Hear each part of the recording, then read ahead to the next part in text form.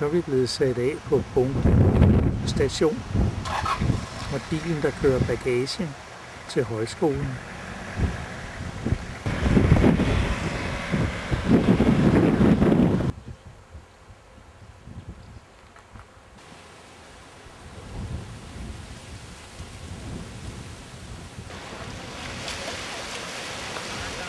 De modige skal ud og bade.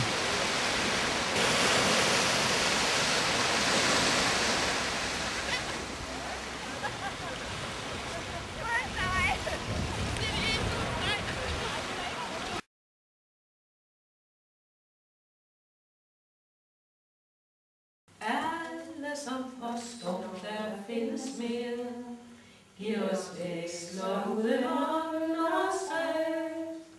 Mennesket har dyrket imod idéer.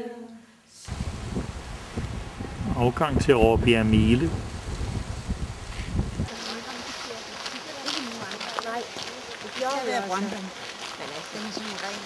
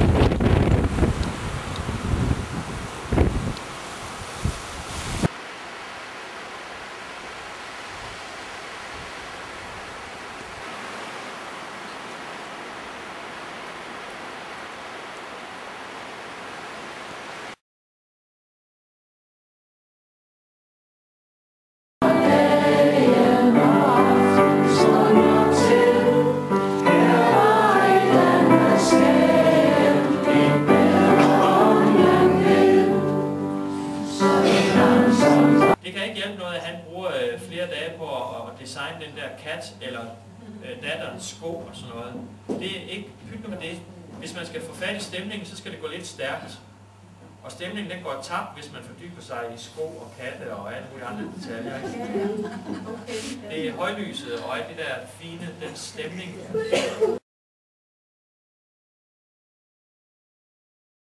Og det husker måske her til en ørebrænd.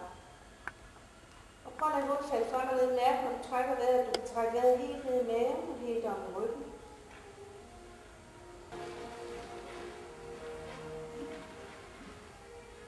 Og lad knæsøgningen her på. Og på tøj igen.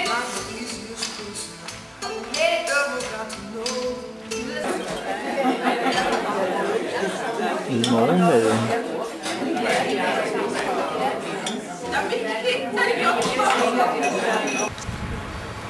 Så skal vi med bus til Skagen.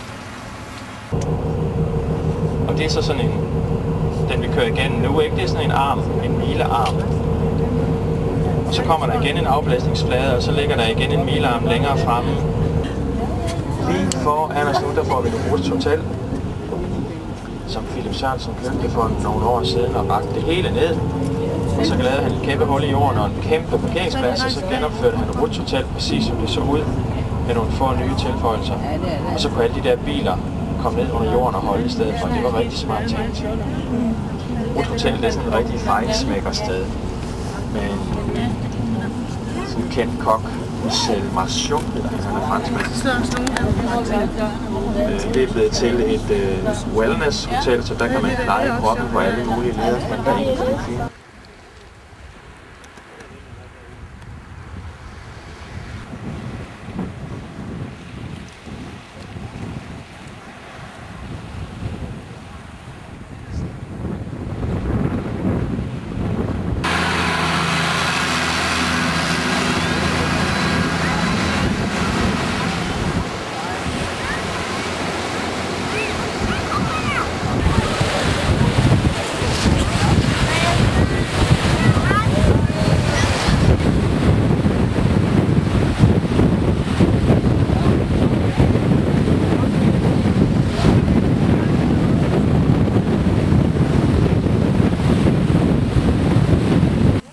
står oppe ved grenen.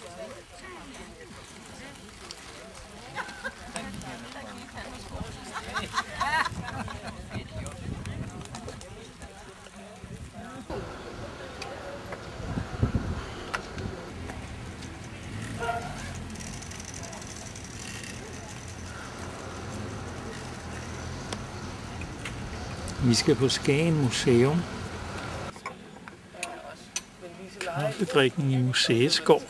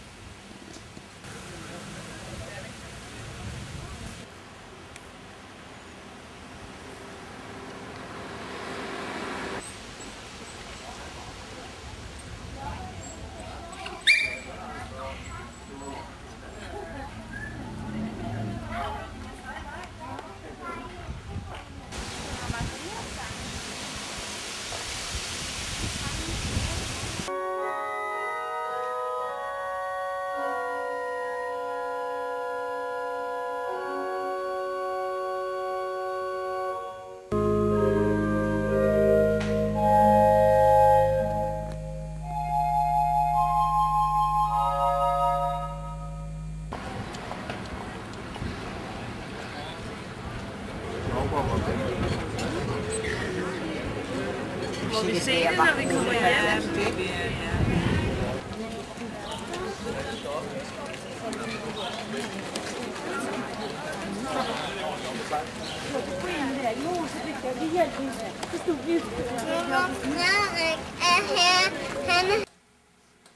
Og her ser vi så Elinor skrive på computeren.